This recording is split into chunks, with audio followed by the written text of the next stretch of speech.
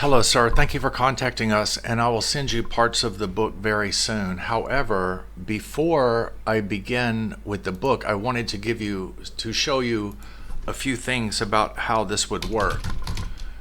So if you go to the Liberty Education website, Digital Curriculum Library, it opens up the CMS. And so the CMS has all of these are all the guides for the teachers that relate to each book. And so just to give you a quick rundown, we have a toolkit for the books, and this one is a free download actually for this book. So this is nursery, which is for the younger kids. So for each book, we have for the various chapters, we have learning objectives or the goals for each one. Then you come to the teacher's guide. This is the teacher's guide. Several years ago, we used to print the guides, but now things change so quickly. We want to add information, we want to remove information, so we don't have a print guide at the moment. We have these here, and if you look, these are this is the vocabulary: alligator, apple, ant, ambulance, astronaut. And these also coincide perfectly with the flashcards that I showed you in the toolkit, or the one that I pointed to that's free to download. Those are made at the size that you can use either flashcards in the classroom, or you can put them on the wall for wall decorations. And we also have the files there if you wanted to edit those or put your school's logo on there or something. So in this one, we have a suggested story. So this is scripted. So some of your teachers are probably very good and they're very comfortable with what they're doing, and some of the teachers are not. And so this helps the teachers that are not so strong, or if some teachers do not cover all of the learning objectives. If they follow this, then they will. So then we come to the phonics, how to pronounce this. Okay, so here's the letter A, page 9. All of these are by page in the book. So you don't have to discuss what you want to cover. You can look at this and follow it. And this, I see an alligator. The alligator is big. The alligator is green. Some of your teachers are very good with this, and they probably wouldn't follow this. Some of your teachers need help, and maybe they're new teachers. Maybe they taught primary school before and now they're doing preschool, who knows. And then this tells you your target area. So for this one, it's STEAM, cognitive, fine motor skills, and language arts.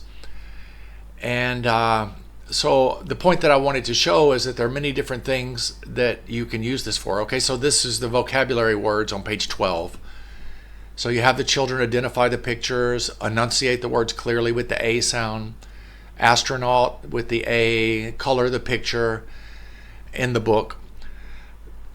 So this is quite straightforward, and like I said in the document that I sent you, the very beginning is the framework, and then once we had the framework, we decided on the curriculum design, and this is over a period of many years. It's almost 10 years now that we started work on this, and then we decided to go online with this. And this is also, we're trying to find schools in Cambodia with this, but this is not just a product for Cambodia. This could be anywhere in the developing world. And we feel like that it is well suited to dual language learners, because we have a school in Phnom Penh and it's dual language. It's Khmer, M-O-E-Y-S, and we use Saxon, which is for primary, which is from Texas. And okay, so this is the teacher's guide. This is what I wanted to show you. Now, we've also developed what we call smart classrooms. That means you have audio and video in the classrooms. And so you can follow the audios and videos that we place in here, or it depends on which version of the LMS that you want. But basically, you can run these in the class with the kids too. And you can have stories and everything else. We have a lot of different things here. But the point that I wanted to make is that this integrates very well. And this is our own here. Liberty Phonics is what we call it. And we're going to have more of this as we go forward. So that's why I wanted to put together this video, but it's not a high production video.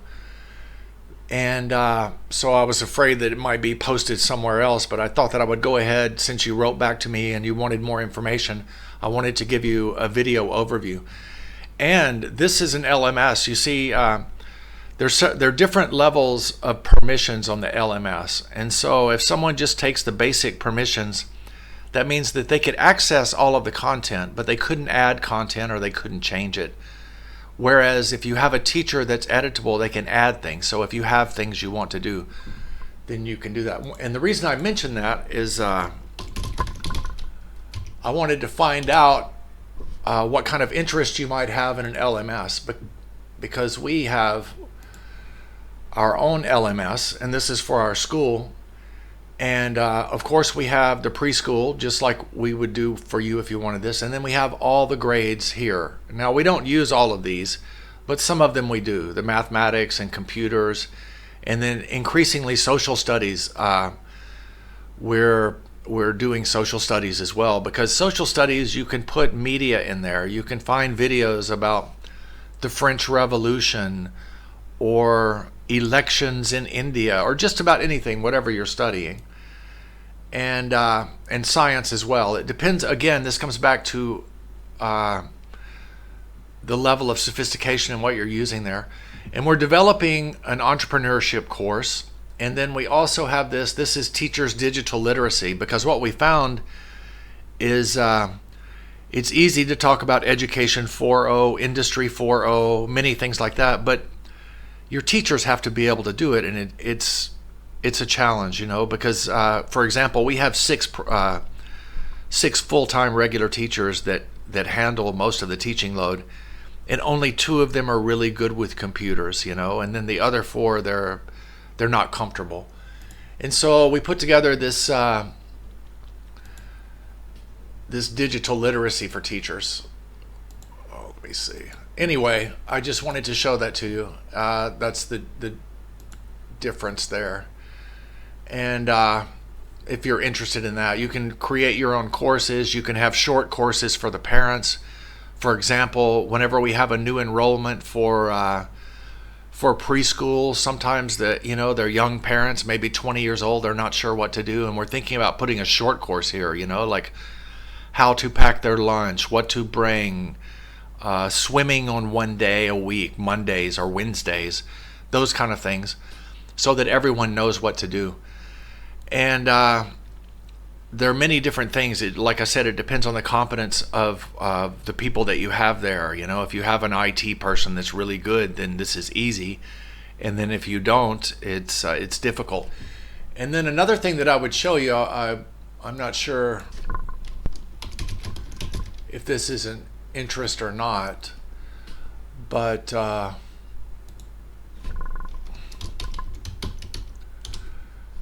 does your school have a school information system? Because let me see if I have this. This makes things very very fast and quick, and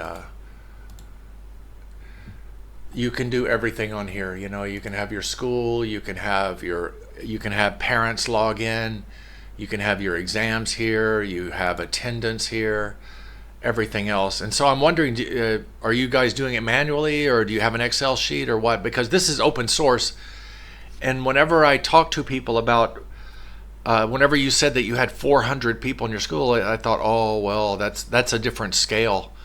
So I would just like feedback. Do you think people would be interested in this or not? So okay, so that's all for now. Thanks.